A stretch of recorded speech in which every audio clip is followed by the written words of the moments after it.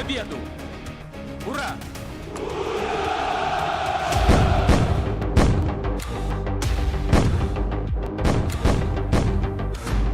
Trump की परमाणु चाल, पुतिन ने किया पर्दाफाश।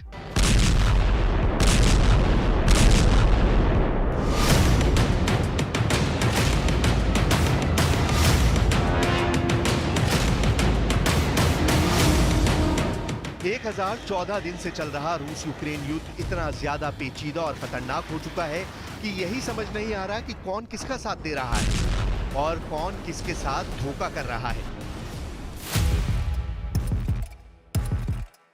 इन 3 तस्वीरों में 3 खौफनाक खबरों का सच छिपा हुआ है। कुछ मीडिया रिपोर्ट्स में दावा किया गया है कि राष्ट्रपति पुतिन भले ही ट्रंप की जमकर तारीफ करें, लेकिन इस वक्त पुतिन रत्ती भर भी भरोसा नवनिर्वाचित राष्ट्रपति ट्रंप पर नहीं कर रहे हैं। इसके पीछे की सबसे बड़ी वजह यह है कि ट्रंप बाइडेन के उस फैसले को रोकने की कोशिश नहीं कर रहे हैं जो मौजूदा राष्ट्रपति बाइडेन ने रूस के खिलाफ किए हैं। पहला है यूक्रेन को लंबी दूरी की मिसाइल देना और दूसरा है यूक्रेन को परमाणु हथियार ट्रांसफर करना। दूसरी खबर यह है कि पुतिन को अपनी खुफिया एजेंसियों से भनक लगी है कि राष्ट्रपति ट्रंप के शपथ लेने के बाद नेटो के साथ मिलकर रूस को चारों तरफ से घेर सकते हैं। इस साजिश में अमेरिका के साथ ब्रिटेन, जर्मनी और फ्रांस शामिल है।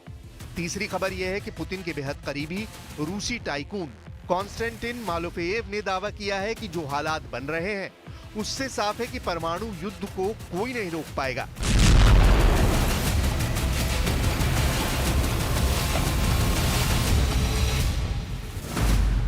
तेरह देशों में 100% परमाणु जंग। एक बात जान लीजिए, आम आदमी, बड़े नेता, अफसर, यहां तक कि वॉर एक्सपर्ट्स भी नहीं जानते हैं कि युद्ध में जंग से जुड़े बड़े फैसले क्यों होने वाले हैं। लेकिन हर देश में कुछ ऐसे अरबपति व्यापारी होते हैं जो जानते हैं कि आने वाले दिनों में युद्ध कैसा होगा। रूस यूक्रेन जंग में भी कुछ ऐसा ही दिख रहा है। टीवी स्क्रीन पर मौजूद जो शख्स आपको दिख रहा है वो एक अरबपति रूसी व्यापारी है जिसका नाम है कॉन्स्टेंटिन मालोफेयेव। पुतिन के करीबी और रूस का टाइकून कॉन्स्टेंटिन मालोफेयेव ने फाइनेंशियल टाइम्स पर दावा किया है कि अब अमेरिका के नवनिर्वाचित राष्ट्रपति ट्रंप भी पुतिन को परमाणु जंग करने से रोक नहीं पाएंगे।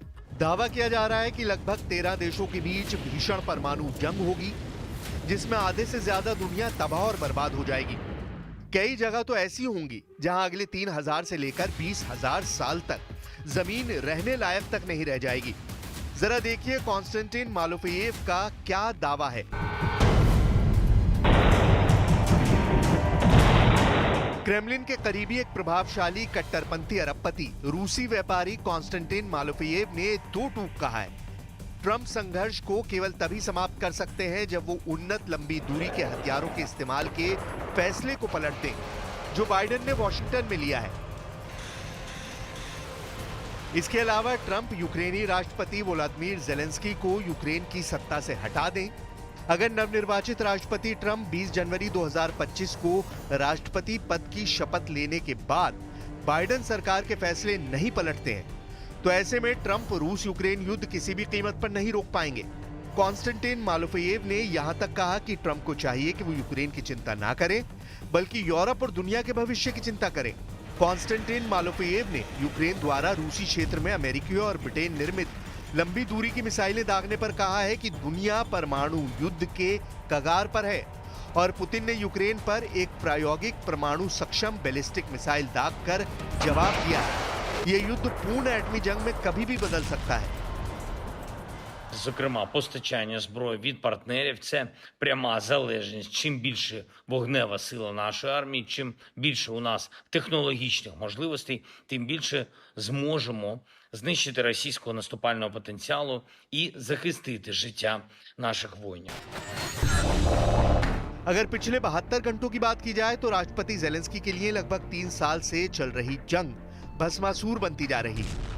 वॉर मैप पर यूक्रेन के commander in chief Oleksandr Syrskyi Zelensky के साथ सर खपा रहे हैं। दिक्कत यह भी है कि पुतिन ने नेटो देशों के खिलाफ अपनी परमाणु मिसाइलें तैनात कर दी हैं। रूस से लेकर बेलारूस तक रूस ने ऐसी जबरदस्त परमाणु युद्ध का चक्रव्यूह रचा है कि नेटो देशों की हालत खराब हो चुकी है। इधर आने वाले कुछ दिनों में रूस की तरफ से यूक्रेन पर या तो परमाणु हमला हो सकता है या फिर लंबी दूरी की बड़ी मिसाइलों से यूक्रेन की राजधानी कीव को तबाह किया जा सकता है। हम आपको पूर्व अमेरिकी विदेश मंत्री कॉलिन पावेल के स्टाफ के प्रमुख के तौर पर काम करने वाले अमेरिकी सेना से सेनानिवृत्त कर्नल लॉरेंस विल्करसन का वो हैरान करने वाला बयान दिखाते हैं, जिसमें उन्होंने साफ कहा है कि जिस तरह से रूस पर यूक्रेन ने अमेरिकी मिसाइलों से हमला किया है, उसके बाद से रूस यूक्रेन के साथ साथ नेटो देशों पर हमला करने का पूरा अधिकार रखता है। जरा देखिए अमेरिकी सेना से सेनानिवृत्त कर्नल लॉरेंस विल्करसन ने क्या कहा है। रूस की TASS की रिपोर्ट के मुताबिक सेनानिवृत्त अमेरिकी कर्नल ने कहा है कि रूस के पास नेटो ठिकानों पर हमला करने का पूरा अधिकार है। विल्करसन ने टास को बताया कि यूक्रेन जिन लंबी दूरी की मिसाइलों से रूस पर हमला कर रहा है, वो बिना नेटो सेना की मदद से नहीं दागी जा सकती थी। इसलिए अब रूस पर लंबी दूरी की मिसाइलों से हमला होने के बाद कहा जा सकता है कि यूक्रेन युद्ध में नेटो प्रवेश कर चुका है। अब रूस को अंतर्राष्ट्रीय कानून के तहत नेटो के ठिकानों पर हमला करने का पूरा अधिकार है।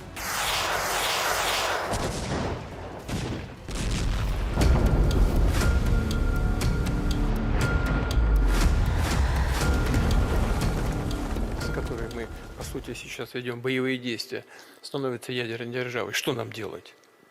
В этом случае мы будем принимать и использовать все, я хочу это подчеркнуть, именно все имеющиеся в распоряжении России средства поражения. Все. दुनिया भर में इस वक्त 13,080 परमाणु बम धमाका करने के लिए तैयार है, लेकिन सवाल उठता है कि क्या राष्ट्रपति पुतिन एटमी जंग करने का गंभीर जोखिम उठा सकते हैं?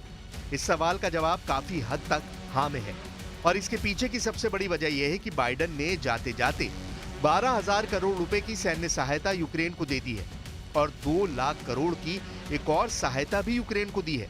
दूसरा ये कि नेटो देश फ्रांस, ब्रिटेन और जर्मनी ने रूस की घेराबंदी शुरू कर दी है। पोलैंड में नेटो के 1,20,000 सैनिक पहुंच चुके हैं। पुतिन इस गंभीर खतरे पर आंखें गड़ाए बैठे हैं। यही वजह है कि पुतिन ने उत्तर कोरिया से वो सभी घातक मिसाइलें, हथियार, टैंक, तोप और गोला बारूद हासिल कर लिया है जो यूक्रेन को बुरी तरह से तबाह कर सकता है। हम आपको कुछ आंकड़े दिखाते हैं जिससे आपको ये पता चलेगा कि पुतिन जीतते रूस को किसी भी कीमत पर हारता हुआ नहीं देखना चाहते हैं। वहीं दूसरी तरफ यूक्रेन हारी हुई बाजी जीतने की कोशिश नेटो के जरिए कर रहा है। रूसी सेना लगभग 33 महीनों की जंग में यूक्रेन के 22% इलाके पर कब्जा कर चुकी है, लेकिन पिछले 3 हफ्तों में यूक्रेनी सेना ने पूर्वी और दक्षिणी यूक्रेन के बहुत बड़े इलाके पर कब्जा कर लिया है। खबर है कि रूसी सेना ने 2 नए फ्रंटलाइन गांवों डोनेट्स्क क्षेत्र में कुराखोव शहर और पड़ोसी ज़ापोरिज़िया क्षेत्र में नोवोडार्विका शहर पर कब्जा कर लिया है। यूक्रेनी सेना के लिए हालात इतने ज्यादा बिगड़ चुके हैं कि वो रूस के 50 गोलों का जवाब सिर्फ 1 गोले से दे पा रहे हैं। एक तरफ पुतिन जंग तेज करते जा रहे हैं तो दूसरी तरफ यूक्रेनी सेना 180 मोर्चों से भाग खड़ी हुई है। ऐसा लग रहा है कि यूक्रेनी सेना में भगोड़ों की बाढ़ सी आ गई है। कुछ खबरें ज़ेलेंस्की के लिए बहुत बुरी साबित हो रही हैं। एक रिपोर्ट में खुलासा हुआ है कि यूक्रेन के 60,000 सैनिक जंग का मैदान छोड़कर भाग गए हैं। वहीं ये बताया गया है कि साल 2022-23 में इसके आधे सैनिकों ने युद्ध का मैदान छोड़ दिया था। अब तक कुल मिलाकर 1 लाख यूक्रेनी सैनिक जंग का मैदान छोड़कर भाग चुके हैं।